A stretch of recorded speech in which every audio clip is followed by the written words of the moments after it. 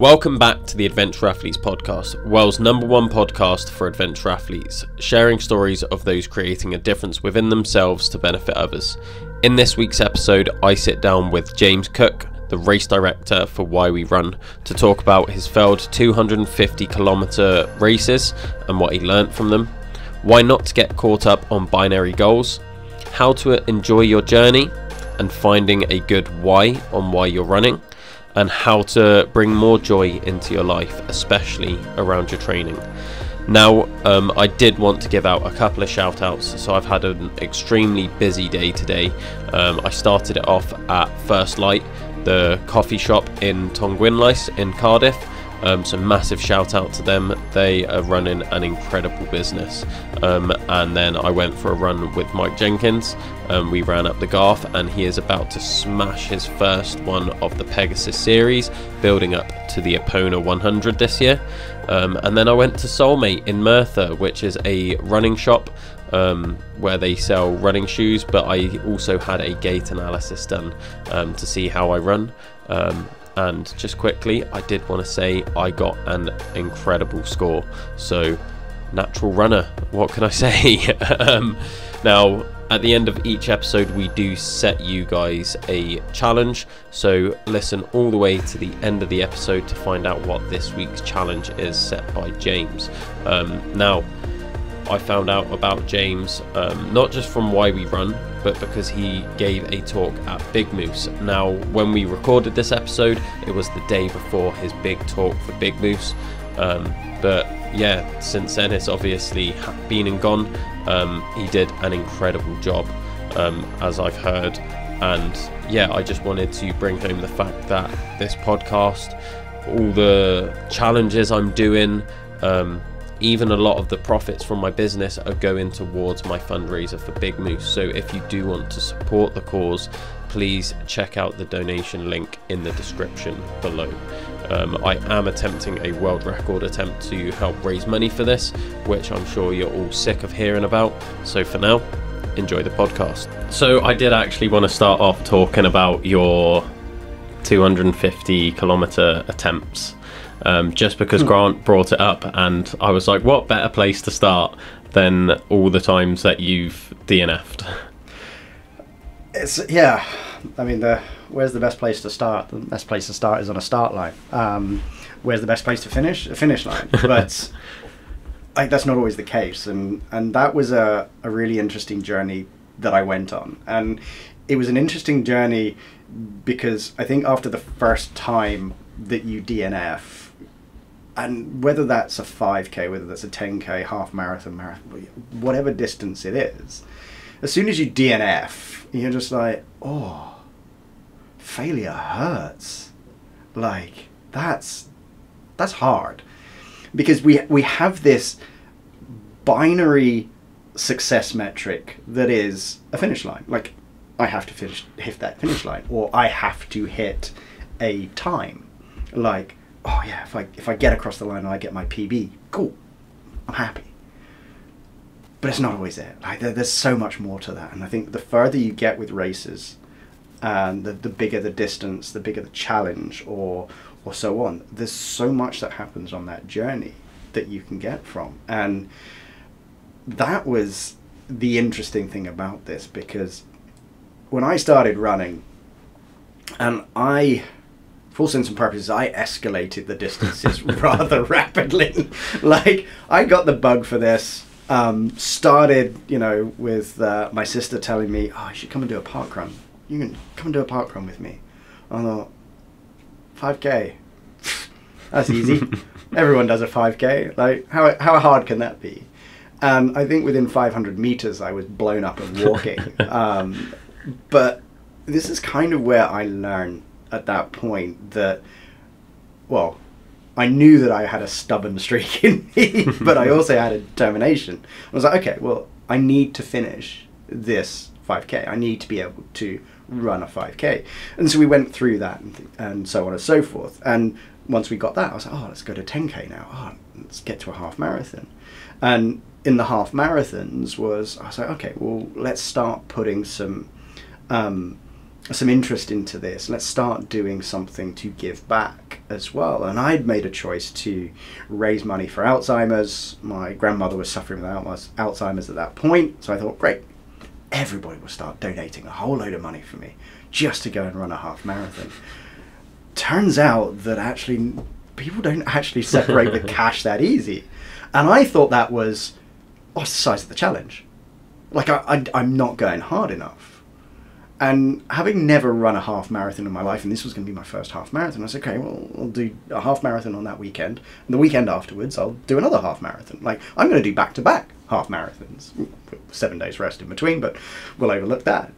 And that sort of like then was like, okay, people started to get a little bit more interested, and a bit more cash came in, and made some good money for the Alzheimer's Association. At that point in time, the London Marathon was happening as well. Obviously got the bug, stood on the sidelines of London Marathon supporting people, and was like, oh, yeah, this is cool, that's my next challenge, let's go and do that one. Signed up for London Marathon, not thinking I'm going to get in, and yeah, I will probably be hated for this, but first ballot, first place, straight in, and things like that.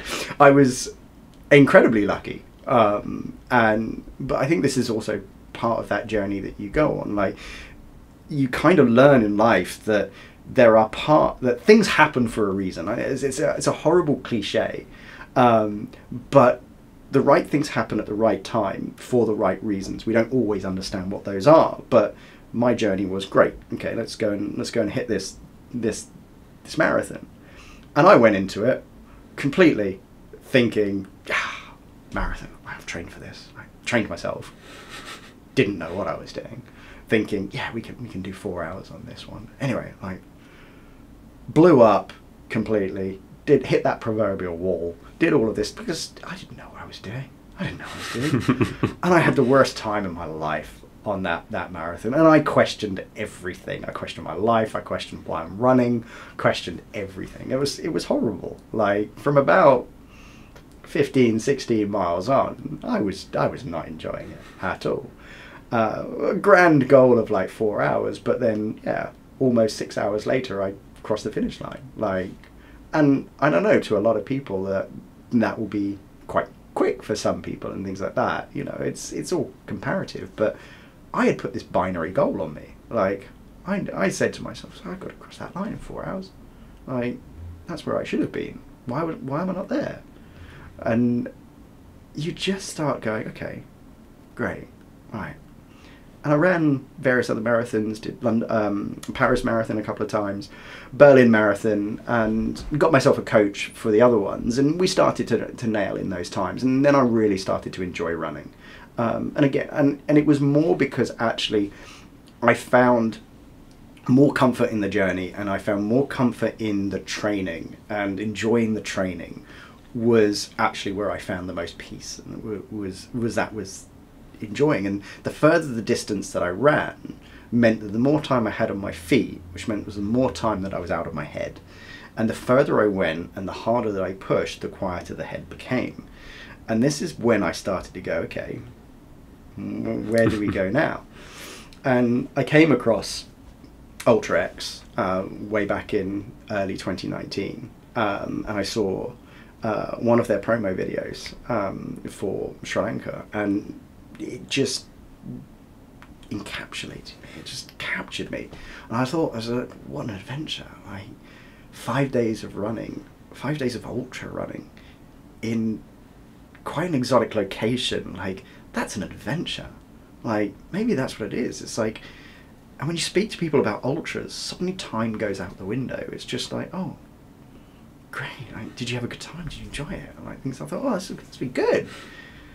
And I remember speaking to Sam Hewitt of Ultra X at one of the events. This was the first time I'd sort of met him, and I had said to him, "It's like, can someone like me do something like this?" He was like, "Yeah, absolutely." I was like, "All right, sold." Like, it was almost that simple. It's like I just blindly went into it with that kind of an aspect. And the reality is like, these things are far harder than that. There's a lot of training that goes into this. And I got myself a coach and I went into it. And this was the start of like my ultra journey at this point. The focus was on Sri Lanka. And we might be able to say, in a way, that actually it wasn't 3 times for an attempt. It could have been 4, because actually Sri Lanka, when I was supposed to go, was at the beginning of 2020. COVID hit, so that event was cancelled. I was signed up. I had all of my bags packed. I was due to get on the plane the next day, and then the flight was cancelled and the event was cancelled. So I was literally that close to flying to Sri Lanka for this event that actually the bag was packed. We had a plane ticket, and it was Sri Lankan Airlines that sent the email going, no, because of COVID, we're cancelling flights. Ultrix cancelled the event. Like, we suddenly then went into lockdown and everything like that. And I was like, geez, now what do I do? Like, I've got supposedly 250k of training in my legs and things like that, and a friend of mine said, how do you feel like doing a virtual 100k? We could do it over a couple of days. Oh, no. She's like, oh, I don't want to do it. I says, yeah, I do want to do it, but we're just going to do it straight through, like 100k in one. Like, why split it? Like, let's just go. Let's go into something deep and that's dark. And so in July of I think it was July of 2020. Yeah, I set out and ran 100k just around the local roads of Kent where I was living at that point in time, and thoroughly enjoyed it. But this kind of teed me up. Like, we were ready, and when Sri Lanka actually came round again, I was ready for this. And honestly, in my head, I thought, I've got this. I absolutely got this. Nailed it. Like, here we go. We're going out to go and run 250k. We can get this done. Like, when I get to that finish line, I know that I'm enough. Like, this is the point where I know that I'm a strong person. Like, mentally, I'm strong. Like, because I can do something hard, and I'm strong enough as a runner to do something this big.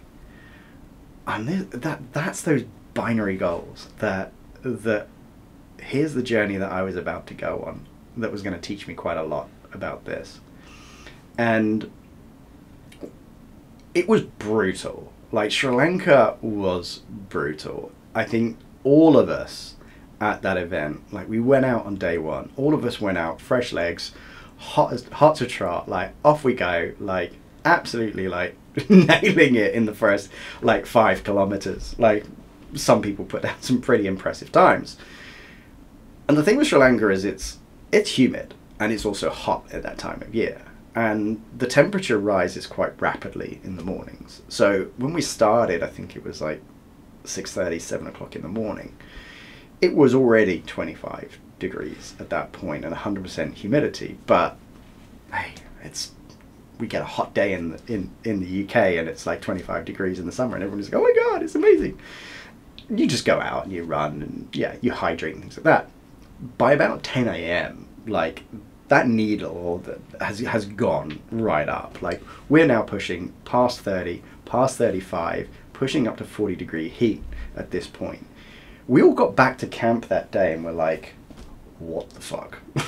Like, what are we in for here? And I think there was a number of us that realized that maybe this isn't actually the run we thought it was. Maybe this is actually, this is going to be a journey of survival. It's like, we're going to have to think quite carefully over how we hydrate, how we fuel, how we pace ourselves on this, because otherwise it's going to go wrong really, really fast. And I should have listened to that inner voice. Absolutely should have listened to that inner voice as well. But I became obsessed with that finish line.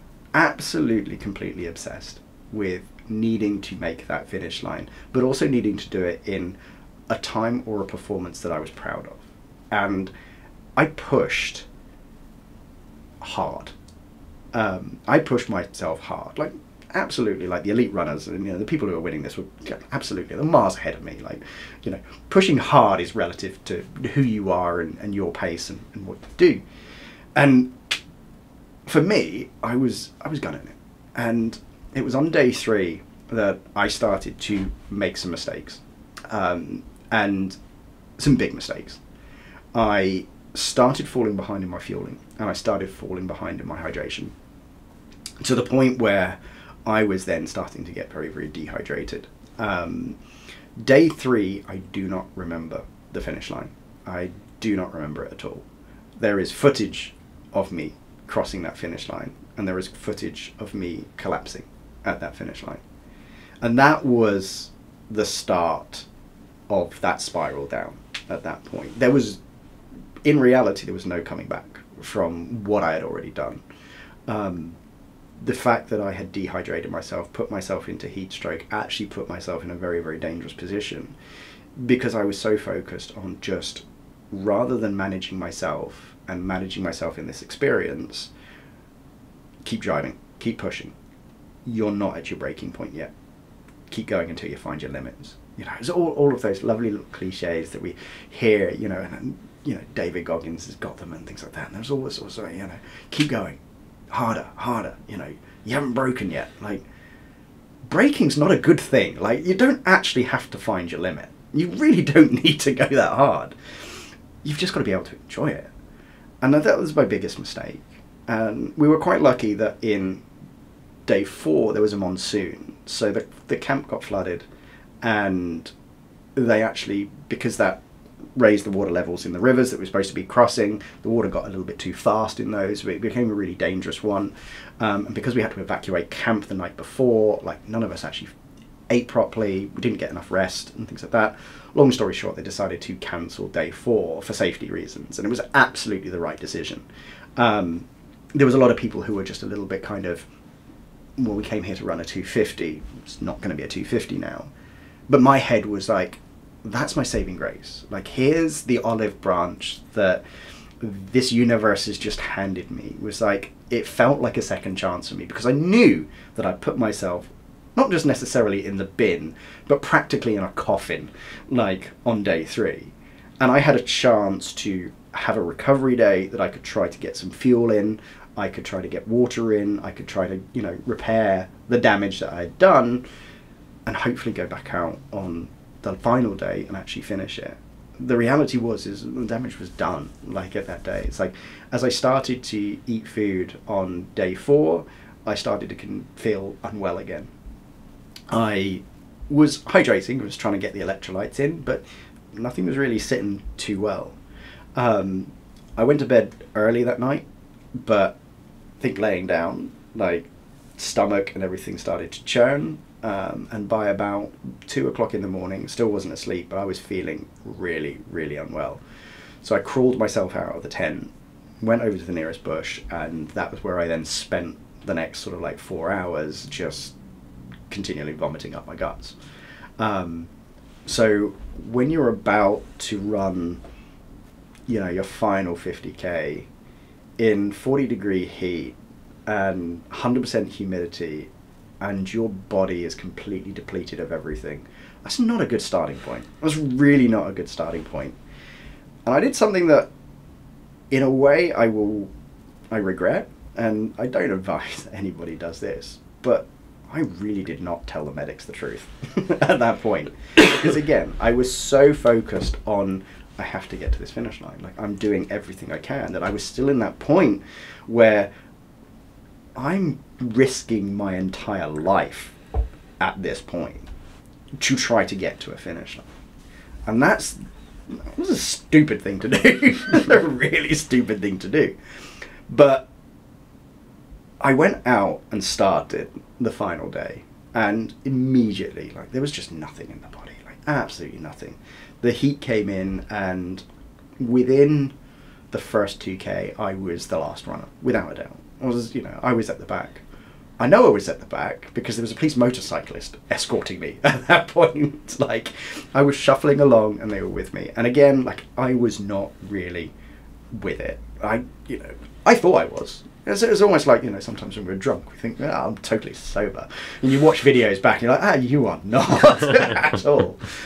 And I thought I was, fine.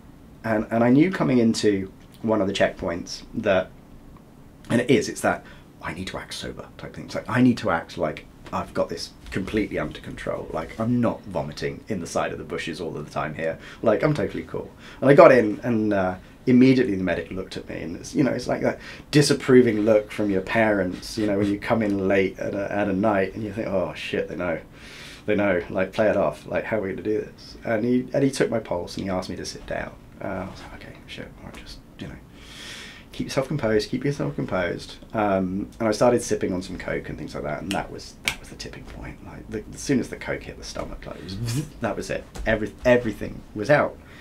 And I remember the medic looking at me and going, Cookie, you're done. Like, we can't let you continue.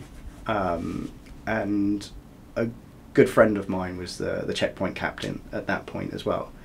And I wasn't ready to give up. Absolutely not. Like, everything was at that finish line for me. I had to get to that finish line. Like, no, I'm going to keep going. I'm going to keep going.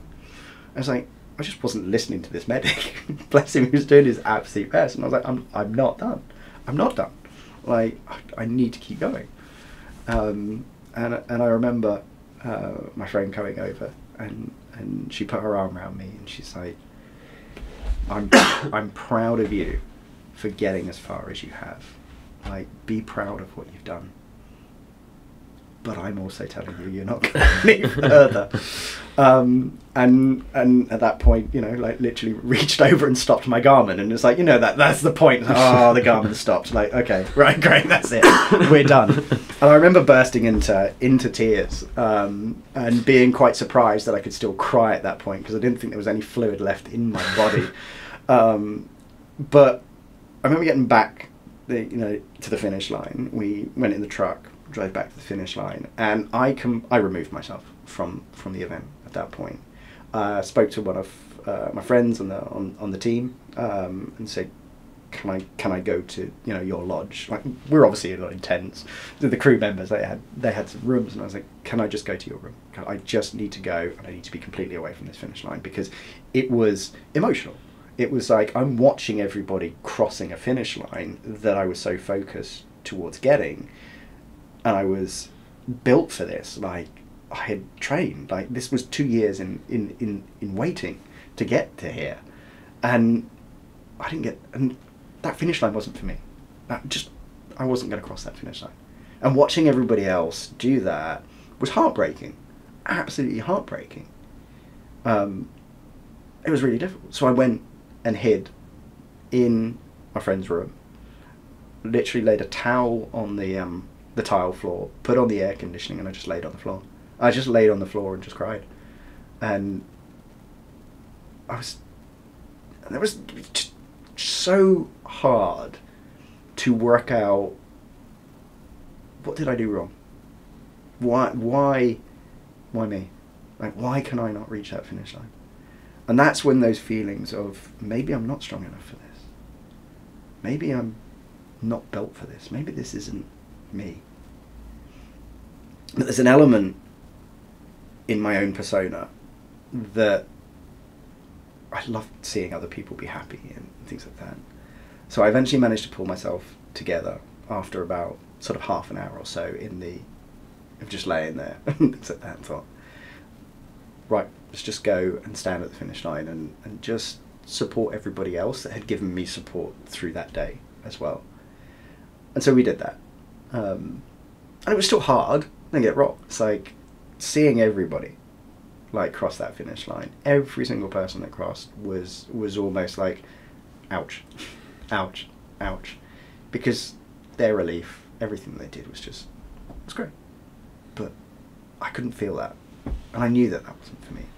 And I was very, very subdued. And after the event, I took myself off to a hotel and literally just vegetated with my thoughts on that. Got out a notebook and started to write things down about how I felt and things like that.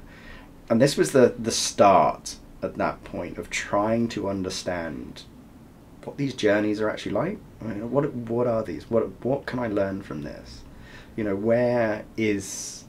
Where's this path taking me? What are we going to be doing? And anyway, long story short, came back to the UK. There was a spring trail series, it was a 21k. I decided I was actually going to go do that one full send. My coach had said to me, you have nothing to prove. And I said, oh, on the contrary, like, I have everything to prove to myself. This isn't for anyone else, this is just for me. And went and hammered that course and came in 10th male.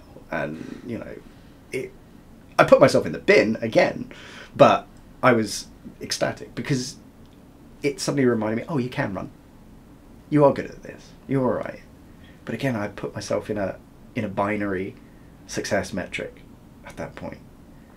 And this is where Why We Run then enters the chat. This is where, like, Lewis was doing his challenge for a number of 250k ultras, and I hate him for this because I couldn't fucking finish one, and he's going rapidly through like 6 of them in a year or whatever it was. I was like, okay, great, yeah, show off. But when one of them was cancelled and he had to put on his things, he was like, okay, we'll spark up Why We Run. I thought, awesome, here we go. Like, we've got a second chance at this now. Like, I have just been given a gift that in this year I get the chance to complete a 250. And in my head, that was it. It's like, cool. Like, I've learned everything that I needed to learn from Sri Lanka. Like, I've got a chance now at Why We Run to put that into practice and just go and do it. And I thought, with all of these friends that I've got, such a tight-knit little community, what could possibly go wrong? What could possibly go wrong? And it was, we went out for loop 1, and it was a looped course. You know, we came back to the same place every single time. I think day 1 was a 17, 18k loop. We were going to do it 3 times. So we went out, did first loop, absolutely felt wonderful. I was having the time of my life. So here we go. We're running our ultra. We're on our way to completing our 250, and turned around, went back out onto the course for the second lap, got about 3k into it. So we're 23k into this 250k ultra. Put my foot down a rabbit hole, completely twist my ankle, hear a crack, fall over, shooting pain straight away. Sat down. My friend Amy was with me at that point in time, and she's like, "You all right?" No, I did the man thing. Yep, fine. Just need a few minutes to walk this off. Things like that. She could see I was not. She could see I was not. I knew I was not. I knew at that point, like, I think I'm done. Like, I think I'm totally done. But my head was saying, "There's a finish line. You have to finish this. Finishing in this is what's going to tell you that you're strong enough to, as a person, as a runner, just, you're strong enough to conquer your mind, you're strong enough to conquer your body, you're strong enough, you know, just to survive life." And as we were trying to run it off, and the trouble was, is like, where I put my foot down a fucking hole was probably the worst place on the course to do it, because there's no extraction point nearby. So we still had to travel another 2-3k to get to a road crossing where actually I'd be able to be extracted. But my focus at that point was, let's just keep going. Let's just keep moving. Like, I can run this off. Absolutely can run this off. And so we were running along, going along this path, and Amy was looking at me, and I was not running well. Not running well. I was hiding it very, very well, but I was definitely not running well, and I was definitely in a lot of pain. And she had said to me, she's like, "You need to stop. You have to stop." You know. And I said, no. We said that we would do this. Let's keep going. Let's at least get another lap in. She's like, "No, you need to stop. Like, don't be tough. Like, you can't weight bear on it." And as soon as I had stopped moving, like, the swelling had done, and it's like the pain really kicked in. And it's like, as soon as we stood there, it was like I couldn't actually weight bear on it anymore. Like, absolutely couldn't weight bear. I was like, all right, cool. Yeah, we're done. Like, shit, we're here again. Like, and at this point, like, my world is falling away from underneath me at this point. Like, here we go. We're in event 2, and I didn't even make it through day 1, let alone even through like 25k of this. Like, and I made a phone call back to camp. They came and picked me up, got back, and there's the documentary of Why We Run is super interesting in a way, because I watch it back, and what I see is 2 versions of me on that. And one is the one that's still happy-go-lucky cookie, that is making some jokes and trying to make light of it. And then there's a couple of freeze frames, and there's a couple of shots of me where I wasn't conscious that the camera was on me, but I can see that I'm empty, like, just completely empty. Like, I'm considering everything at that point. And shuffled me off for x-rays, everything like that, came back, and I was then in that same situation as I was in Sri Lanka. Like, I'm back at the finish line. Like, I'm seeing everybody continuing their journeys, like, successfully, like, looking like they've not even done anything. And I'm hobbling around. Physios are telling me, Cookie, stay off your feet. Like, you need to sit down. Like, stop doing it. You know, you need to rest. Now, I had every right to, at that point, get in my car and go home. Like, probably wouldn't have been able to drive, let's be honest. But, like, I had every right to go, okay, let me go find a hotel. I'm going to go lay down. Let's go rest. And I was like, I'm not leaving. I'm not leaving. Like, because the community and that environment just felt like the right place to be. And that's the one thing that is super special about why we run, I think, is we've built this community that's around supporting people, supporting each other, because we've removed times, we've removed podiums, we've removed places. You take away the competition and you create this beautiful opportunity for camaraderie, support, collaboration, and to see everybody helping each other, you know, on laps and running with each other and supporting each other. I was like, I still have to do that. And I still want to do that. And so I stayed and hobbled around on the place, like, had tape around my legs. Physios just kept taping it up. And I just wanted to help motivate everybody. And when they came in and they were feeling shit, you know, you just remind them, like, well, it could be worse, it could be me. Like, but you can do this. Like, keep going. Like, and motivating the people and working with them, I suddenly then realized was I'm getting far more joy and satisfaction out of ensuring that and helping other people get across that finish line, that it didn't matter that I didn't cross that finish line that time. Like, it didn't matter at all. What mattered was everybody else got a good experience from this. Whether they finished or they didn't finish didn't matter. It's, can you grow and can you learn from this? Because this is now what I had realized between these two ultras so far, that there is far more to learn in that journey and in that experience than there is at that finish line. The finish line is that binary, cool, did it, got a medal, woo! But where's all of the learnings? Where are the memories? Where are the experiences? It's in the 5 days of running, in all of that. That's where the special stuff is. That's the magic sauce. That's all in that part. Being able to say you finished it, great, well done. What did you learn? What did you experience? What did you feel?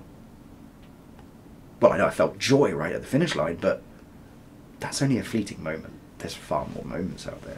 And that's what I wanted to make sure that actually in why we run, that everybody got that. Everybody felt it. Everybody could focus in on that. And that's why I decided to stay and just support people through that. The problem was inside I was still absolutely destroyed. I was putting on this face to look after everybody, and it was only afterwards, and it was during it actually, well, they were all out running.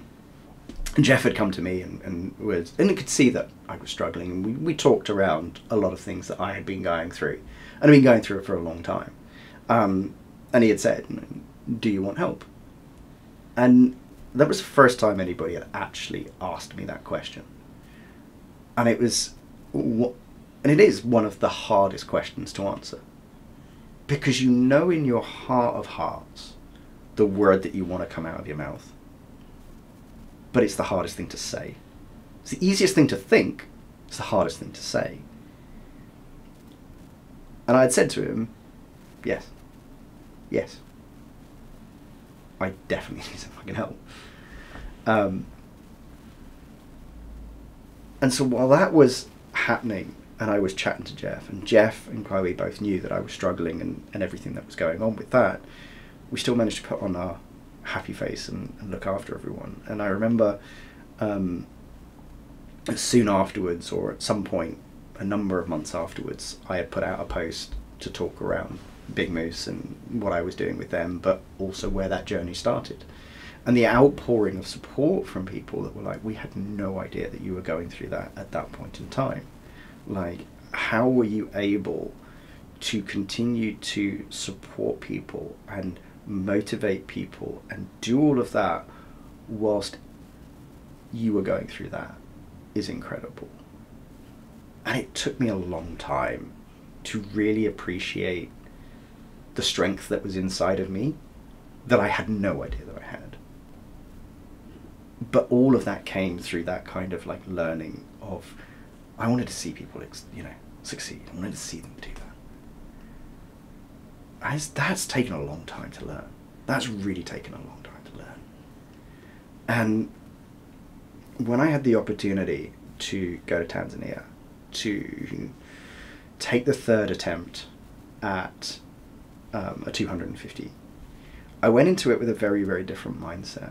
I also went into it with a BigMoose spotty tee.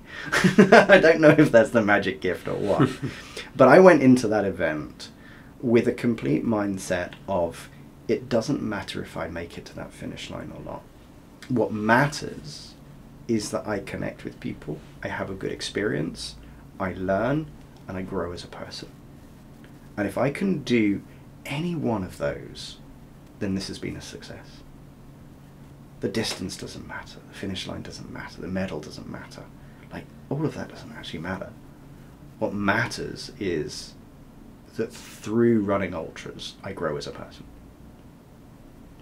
And I remember ticking through these days, and there were some days that were absolutely bloody hard. And again, it was an event that decided it was going to throw everything at me. Like, I was in Tanzania, like, to avoid TMI, well, hell, let's just go with it. Like, we had chronic diarrhea going through it. So fuel, I couldn't actually really keep any fuel in. So I started to have to like balance taking in just enough fuel just to keep me going, but not enough that's going to keep me behind a banana tree, like on a consistent basis. So I'm finally balancing that, like okay, well, if I take in too much fluid again, like it's going to have the adverse effect. So I'm finally balancing that. And if that wasn't enough, and like I'm struggling with like energy and stuff like that, like my right foot decided to get like plantar fasciitis out of like nowhere. Like just suddenly, like it was so much pain, like to put my foot down right before the long day, like 67 kilometers we had to do. And we started at, was it like 5 o'clock in the morning, 6 o'clock in the morning, 4 o'clock in the morning, with head torches on and things like that. We got 10k in, another, 57k to go. And that's when my foot had just completely flared up. And I remember sitting on a bench, one of the osteo benches, therapist benches there. It's like sunrise in the African plains here at this point, and they're strapping up my foot. I'm going, oh, what are we going to do? Well, we're going for a 57k walk now. That's what we're doing. Like, I've got my poles, like, we're going for a walk. It's going to take a long time, but you know what? I've got 57k of Tanzania to look at. Like, there's all of these people that I can meet along the way. Like, let's just go and see what this day brings. Because it will end. Like, that day will end, that time will do. It's like every step I take, a kilometre, the distance just disappears. Like, you just get further and further. And the mantra that I kept in my head is, this will end. Like, we'll get past this. Like, this day will end, and then we repeat. We do something else tomorrow. But whether I'm running it, whether I'm walking it, whether I'm crawling it, like, it will end. Eventually it will end. And I'm not going to tap out for it to end, but I'm going to control myself and make sure that I get to the end in one piece. And we just kept ticking through it that way. And that was the easiest way to do it. And long story short, we got through each day. We worked our way through. On the final day, like, the foot started to ease up a little bit. We started to have some fun. Anything that had some elevation in it and some climbing, which the last day did have a lot on, I was enjoying it. I was like, oh yeah. Because at that point, where my foot wasn't being placed flat, like actually I could move because it actually worked well for my foot. And so actually I just suddenly felt like I actually had some beans, I had some energy. I totally didn't, but in my head I did. But we knew that we were on our way. And it was only when I was within 10 kilometers of the finish at that point that I really then started to go, oh, we're actually going to do this. Like, I'm actually going to cross this finish line. Like, I hadn't appreciated it until that point, because I knew that at any point in these things can change. Like, even at 10k out, I was like, well, I should reach the finish line, but let's just keep going and let's get there. And that was the interesting part. It was just like, within 3k of it, that's when I got out my phone. That's when I recorded a WhatsApp message to my coach and like completely broke down in tears and things like that, talking to her about the journey that we've been on to get here and things like that, and was ever so thankful. And I did a video as well, obviously, but I don't think I've ever aired it. It's never made it to Insta. Could this be an Adventure Athletes exclusive? Yeah, I'll have to see if it's still on there. Oh. It'll be interesting. But I remember getting very, very emotional. And then I knew that where the finish line was, like, there was a little bit of a straight, and then everybody was there.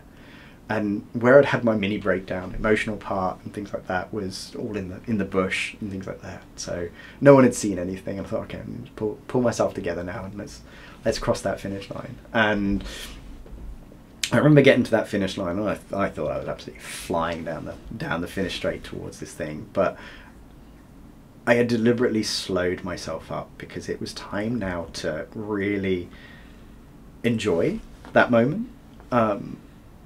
But it was also like, it was very like a dream state as well. Like, everything was happening so fast, but everything was happening so slow all at the same time. And I remember walking up to that finish line, and I remember putting my hands up and everybody cheering and things like that. And it just dawned on me at that point. It was just like, we've done it. We've done it. Like, across the finish line. And I got exactly what I thought I was going to get at that finish line. And that wasn't the overwhelming sense of success at that point. Yeah, I finished it. But it was almost like, in my head, I was looking back at the previous 250k, the 5 days, the chats, the fireside chats with everyone, the connections that I'd made. That was what was going through my head, as that's the success. It's like, this week has been a success because all of this has happened. And that's the most beautiful thing about it at that point. And it was that real understanding at that point that the beauty's in the journey, it's not in the destination. Like, I'm going to try to remember a quote that I read the other day, and it's Zig Ziglar, and he says, it's not important and I'm probably going to plagiarize this a little bit, but the premise is, it's like, it's not what you achieve by crossing the finish line, to those sense and purposes, it's what you become by crossing that finish line. You know, it isn't what you achieve with success, but it's what you become through success. And I think being able to look back at any of those points where, in a training journey, whether you're training for a 5k, whether you're training for a half marathon or a marathon or whatever, it's like, you put in 4, 8, 16 odd weeks of training to these things. Like, people go all in. That's where the magic is. That's where the learnings are. That's where we learn. The event is just a victory lap. And an ultra is a long freaking victory lap. It's a really long victory lap. But it's that kind of beautiful thing for me. And that's where I really realized that, you know, that's the part of it. And that's kind of the ethos that we've continued into why we run. And what Lewis and me and the team are building with that is just about making sure that people have the most wonderful experience and growth through getting to that start line. Yeah. And understanding that it's okay if you don't finish. It's absolutely okay if you don't finish, because you don't need to. Because what you'll get at that finish line is not nearly as much as what you'll get through the journey. And it's not nearly as much as what you get with a DNF. I think a DNF is... Everybody should DNF. Everybody should DNF. And DNF in a disastrous way as well. like really learn something from that. Like, you start and you go, oh, yeah, quad hamstring's not feeling too good today, just pull out this 10K. Like, cool. Like, you're strong enough also to understand, like, this is not my day and I'm not going to push myself and I'm not going to destroy myself for the rest of the running. Like, that's also a really strong thing to do. Yeah. But even if you try and push and risk everything to get to a finish line, you don't get there. Like, the bravery to even just go that far is magical. Like, that's a beautiful thing. It really is. Yeah. Talking about, like, we've spoken a lot about your failures, and some of them aren't just you didn't finish this thing. Some of them, like you were saying earlier, was like you wanted to do a marathon in 4 hours and you did it in 6. So like some of these failures are self-imposed, and you said how it made you feel throughout that journey. And it started off of this feeling of almost like inadequacy, of like, I'm not enough because I didn't do the thing that I told myself I was going to do. Yeah. How did you get over those feelings? Like, what brought you back to running? Because I know a lot of people out there would have those failures, see themselves as not enough, and then they would just leave it there and be like, well, I'm not good enough for that. I'm not enough for that. It's a good question. And I think there's 2 parts to it. And there have been things that I've done in life that I've tried, not succeeded in, and I've never even picked them up again, and things like that. Like, when I was at school, I was playing golf. I seemed to be quite good at it. So ended up in this junior golf association, which was basically, trying to find the next, team to go into PGA and things like that. And I just went up against a whole load of people that were far better than me. Like, yeah, I was great on my own. I was great against some other people, but put me in a crowd of people against a load of other really good people, and suddenly I looked like shit. And I was just like, I'm not enjoying this anymore. Like, it wasn't my thing. So yeah, I quit that. Like, I haven't picked up a golf club in 25, 30 odd years. Like, obviously I played mini golf. Like, it's probably the closest thing that I've got to it. But have I actually gone around a golf course since? No, not at all. So when it came to running, it was the fact that I was stubborn enough to know that there was more to this than those times. Or it was a case of, I'm stubborn enough to keep trying to chase these times. And somewhere along that line, I'm going to learn something very, very different. But I was definitely learning all the way through all of this. But if I look back at it, it's all the people that I've met along the way that keep me coming back, without a doubt. Yeah. It's getting to go to some pretty cool places, to run with some pretty cool people, and to experience all of the highs and the lows. Like, you can replicate life in a run, like in a marathon as well, like, or any distance. Like, you can start off, it's going really well, then it goes to the dogs, then it comes back, then you finish, you've got highs, you've got lows, you've got through it. That's life at that point. Like, running really is a metaphor for life in a way. Like, you can attach whatever you want to it, but I feel that you can really learn so much in such a short period of time that you can apply to anything at that point. And a lot of it is, whatever you're going through is temporary. It's not going to last. It's going to change. And then you're going to have something else to deal with. And that will be temporary. And that will change. And you've just got to keep going through things. And this is where all of the quotes now start coming into my head. And like, all of the ones like, this too shall pass. It's like, everything's temporary. And Winston Churchill's like, when you're going through hell, keep going. Why keep going? Because you're going to get through it. You've just got to go through this stuff to come out the other side. Because it will get better. But it's like, if you stop in the middle of it, you end up sat in the middle of it. And you can then wallow in that.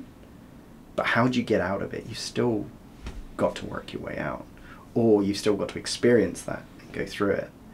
And I think for me, it was always that element with running, was just like, whilst I was focused on chasing times, and I was still so focused on that, they affected me slightly differently in terms of if I didn't hit them, because it was kind of like, well, I know I've just got to try harder. Like, there was something that I could learn out of that.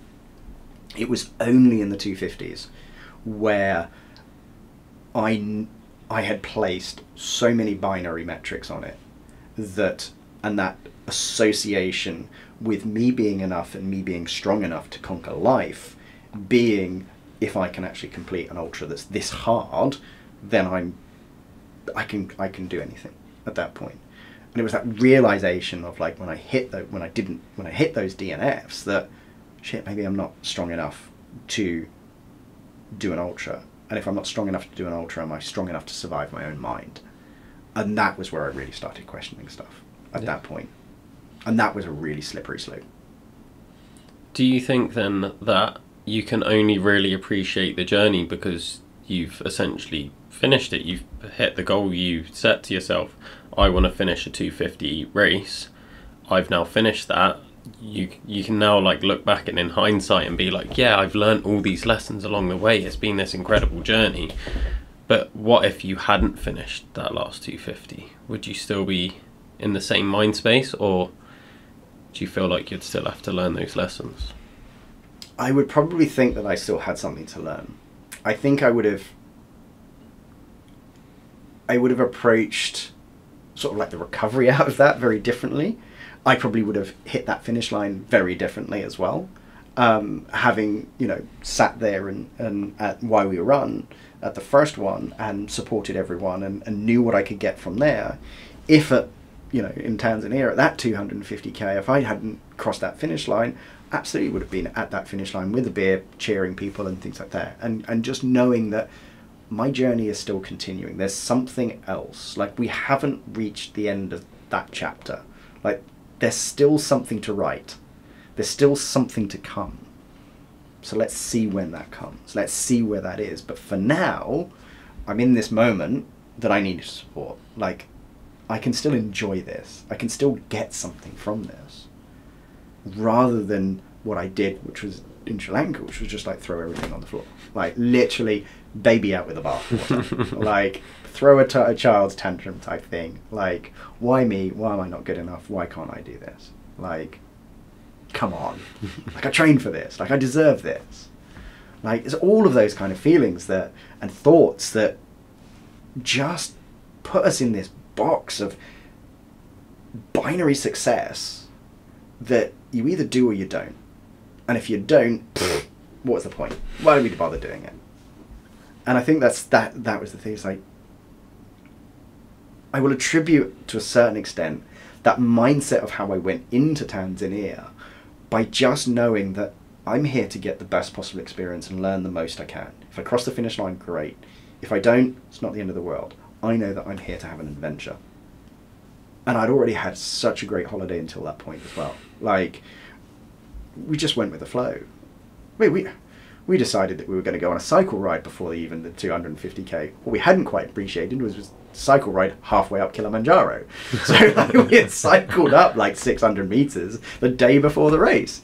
Like, and it's like, in my head, I was thinking, I'm probably going to pay for that at some point during the race, but it didn't matter because that experience that we had was, again, creating some memories, creating some experiences, sharing that environment and sharing that journey with friends was just such a wonderful thing. I was like, well, it doesn't matter what happens now. Like, even if everything stopped right now, it's like, I've had such a great experience up to now. I've had such a great point. I've got memories. I've got tons of pictures on my phone. Like, I'm happy even if it stopped now. So let's just see how far this goes. Let's keep going, and let's see where we end up. So, we end up at a finish line, because I think taking away that pressure suddenly makes things far easier. And you can see it with a lot of people. It's like the ones who look like they're having a good time on a race probably are at that point. Like, they're the ones that are just going to go, oh, yeah, that's gone wrong. Whatever, let's keep going. You know, it's like, if you can find the joy in anything, it's always going to be exciting. Yeah.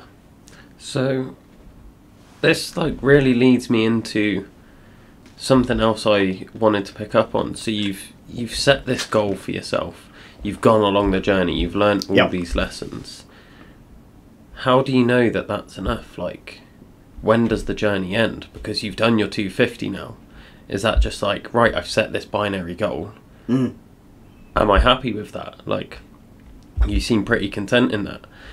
There's people out there, and like, you were one of them when you were doing your half marathons and your marathons, and you're like, oh, there's more, there's more. Keep going. Yeah.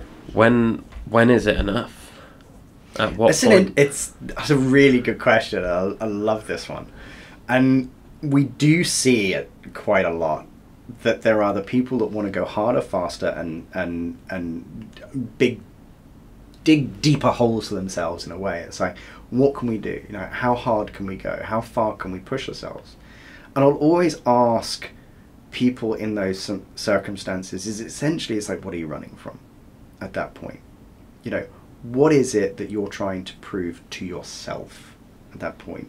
Because I think you need to ask the question. It's like, why am I doing this? You know, why? And it shouldn't, and that should be a really deep why as to why you're going to do that. Like, my deep why, or my why for doing the 250s at that point in time, was to prove to myself that I was enough, that I was a strong person. Like, that's not a great why. That's really not a great why. I think there's absolutely like a place for people to go harder and do that. And it's like, if you've got a good why, go for it. If you're trying to pin that event or that distance or whatever it is on a binary success, that I have to do this to prove something to me, like, I do think that's a dangerous game. Because you should be doing it for the joy of doing it, or for the adventure, or for what you're going to learn out of it, not by, I have to chase that finish line. Would I do another 250k 5-day ultra? I've got no desire to do another one. Because it's not about a 250k finish line. It's about the experience along the way. I can get that on a 50k. I can get that on many other events. I get quite a lot of the joy from the training as well, and training in weird and wonderful places that I get to go to. Like, that's the joy. The event, as I say, that's the victory lap, and that's the easy part. But the joy that I seek is not at that finish line. And it doesn't matter if that's a 250k, a 500k, like running multiple marathons for 50 days or whatever it is. It's like, I'm not going to see any joy at that finish line. I'll have a joy from that first marathon that I do. I'll have joy maybe from the second marathon. And then I can go, do you know what? I've got enough joy for today. That's enough. I'm not going to do the next 30. That's it. I don't care. Doesn't matter. Because there's always something else in life that we can get the joy from. Yeah. I find it so interesting, because you was chasing that for so long, and then it just seems to be like, that's done now. And that's something that I know I personally struggle with, is just being like, okay, I've finished that. For me, I'm seeking that more. I am that person that is like, I've done that now, and like, I'm capable of that. Like, I'll sign up to these things that I am definitely not capable of when I start. Yeah. And then I do it, and then I'm like, so if I'm capable of that, like, what more can I do? And it's a good thing to explore. Like, it's absolutely a great thing to explore, and that's what we do. Like, as human beings, we want to explore what we are capable of and things like that. And that's perfectly good to do. Where I found the interesting part was finding out what I could do was not as important as finding out what I would learn along the way. and helping me as a person to grow, helping me as a person to learn other things that I'm good at. Like, that's where I then learned, it's like, actually, I can do more for Why We Run. And this is why I became RD for Why We Run, was I got more out of providing that environment and supporting those people to have that same experience that I did, to learn that it's okay not to finish, but to actually pick up what you can through that environment and create such a supportive community that actually, cool. And if we could have that on every single distance event around the world, my God, we would see so many people really enjoying running, and so much less negative stuff around goals, PBs, you know, what did you achieve? What did you achieve? Like, everyone will be asking, it's like, what did you learn? What did you learn about yourself? Yeah. And taking it back to the why, because this seems to be a very strong point that you're trying to get across, is having that why, that solid reason for doing something. And you said that chasing something internally just isn't a good enough why. What is a good enough why? Why should someone be seeking these challenges? What's a good motivation, a healthy motivation to do something this hard, while also being strong enough that when things do go wrong, which they're going to, like 100%, something's going to go wrong, that they can then rely on that and be like, no, this is it. Yeah. This is 100% what I'm doing, why I'm doing it. And it becomes super personal to the person at that point. Like and what I can speak about is like my why and where I changed that. Where my why was to start with was, I need to do this to prove to myself that I'm strong enough to survive me at that point. Now, when I'm out and, you know, when it's all going pear-shaped and everything was going wrong, and, you know, in the first one, and I was, you know, digging myself into a hole to the point where I was actually now starting to basically be dizzy and blacking out, you know, on the event, was prior to that, I had actually sat down next to a river, and questioned myself on my why. Like, I questioned myself whether I was strong enough to do this. Like, my head was already spinning out of control, and I had gone to my why. Like, why was I doing this? To prove to myself that I'm strong enough. What situation am I in right now? I don't think I'm strong enough. And I just spiraled. And then that's when I really started to push, because it's no, I'm strong enough. I'm strong enough. Let's push. Let's push. Let's push. When really what I should have been doing is understanding myself that I need to find a different way to motivate myself through this. And my why now is around enjoying it and things like that. Why am I doing this? Because I want to learn something about myself. Like, I want to experience something. Like, and if I'm at a point in that race where I feel that I've learned something and I've got something out of it, if I stop at that point, it doesn't matter, because I've achieved my why, or I've gone to my why. And that's where I feel that sometimes that, for me personally, I don't need a deep why that's going to drive me to the finish line. I need a deep why that's going to allow me to feel proud of what I've done at whatever point of that race that I get to, or whatever point in that event that I get to, or whatever I do in life, that I'm going to feel proud of however I achieve it. Because it's, again, it comes back to, like, you might not reach that finish line. And if you don't reach that finish line, what do you take away from it? Yeah. If someone is sort of in that part of their journey where they don't feel like they're enough and they're doing these challenges to prove to themselves that they are, what would your advice be to them to get out of that mindset? Because I can imagine it's quite a tough one to be in. It's a very tough one, and it's almost, and like, I mean, it took 3 events for me to really break that one down. The advice I would give would be look around. Just look around yourself at that point. But it's also look backwards at that point. Look at how far you've come. Look at what you've achieved to get where you are. I think quite a lot with a lot of these events, the biggest challenge that we ever have, or the biggest accomplishment we get, is actually just reaching the start line. If you've made it to the start line of an event, you've actually done the hardest part of the work. And that is complete building your body up to that, managing your nutrition, managing your injuries, managing your sleep, managing your social life around all of these things. Like, doing all of that, like, that's manic what you have to juggle. And the bigger the event, the bigger the challenge, the more you have to juggle that. And the more challenging that becomes. Because you're also then saying to friends, to family, sorry, I can't, I've got a long run in the morning, like, can't come out. Like, you're really balancing, and you're sacrificing quite a lot.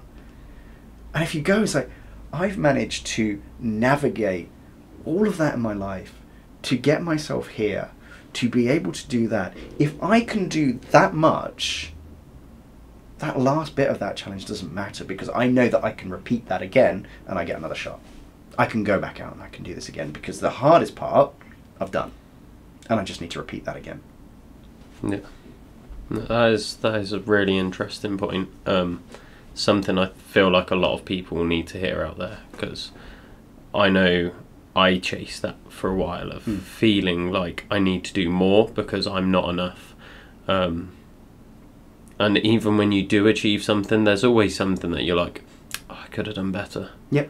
No matter how well it goes, you could set that goal of the 4-hour marathon, hit it by like 3:59, and be like, well, I've done it though, so like I could have done more. Yeah. And you look back and be like, see, I spent that time out with my friends or my family when I could have been training, and I could have done it quicker.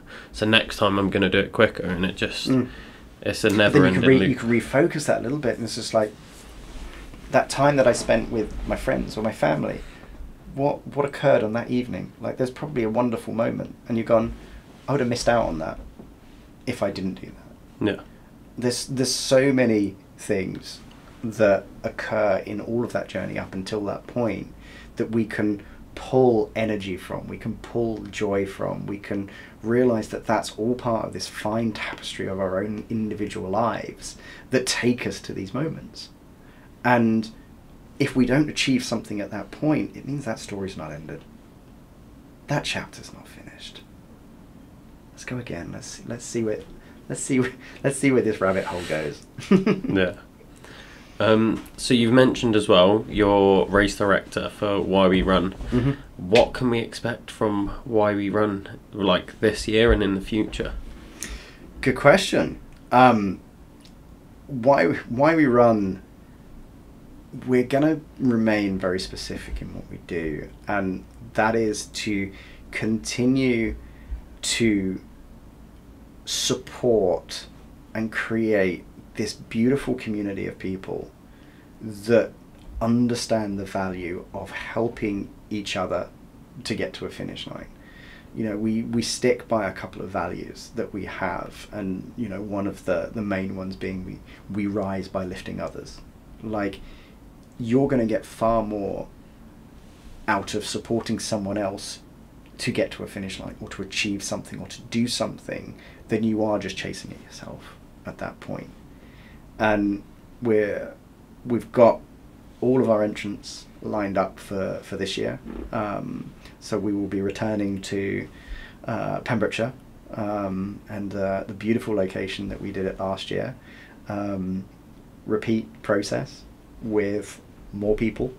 The aim is to change more lives, both for the athletes, both for the crew members that come along to be part of it, but also for BigMoose as well. So we've got a lofty target that we want to raise money for as well. And everybody's on board. And what I absolutely love about it is, from the get-go, everybody is so energized. Like, the energy in the community, like, we fire up a WhatsApp group with everybody in, and just communicating with the people that were in the ballot and letting them know they're in, and then, you know, those questions, is like, you can feel that energy. You can absolutely feel that energy. And I know that that's just going to continue to build, and what will occur at Why We Run this year is going to be electric. Like, it's going to be phenomenal.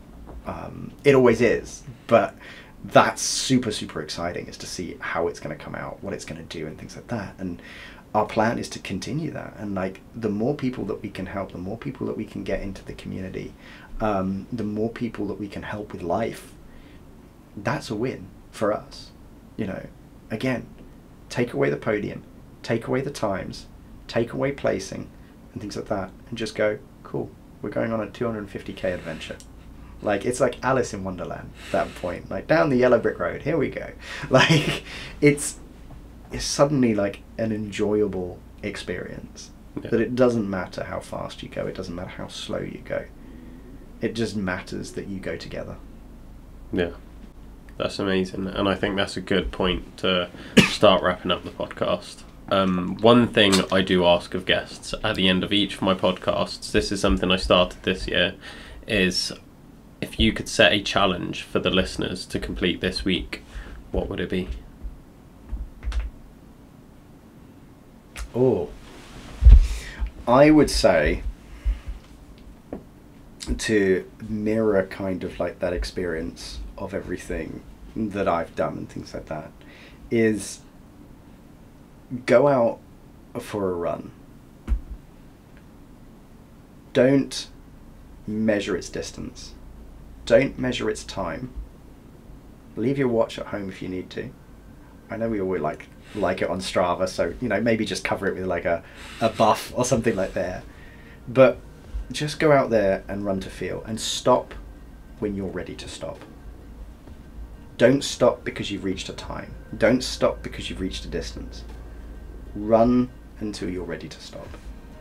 And if that means you've just gone past the cafe and that's got a great coffee, and you've gone in and you've had a pastry and a coffee, and you look at your watch and go, oh shit, you did 15k, great.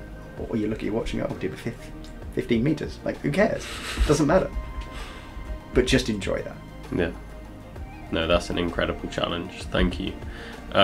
Where can people find you online if they want to follow your journey? Follow me on Instagram at running2feel. Amazing. Well, thanks for your time. Really appreciate it. Thank you. And good luck with your talk tomorrow. Thank you. By the time this comes out, it'd have been and gone. But yeah, good luck. Thanks very much. Thanks for listening to this episode of the Adventure Athletes podcast. If you like this episode, make sure you follow us on Instagram, Spotify and YouTube, and share our content around. It helps more than you can ever imagine. Now, if there's a person in particular that you want to hear from, or a topic that you want us to cover, just drop us a message, let us know in our DMs, and we'll make sure we try and reach out to the relevant people to cover that topic for you. We're always trying to make content that you guys want to listen to.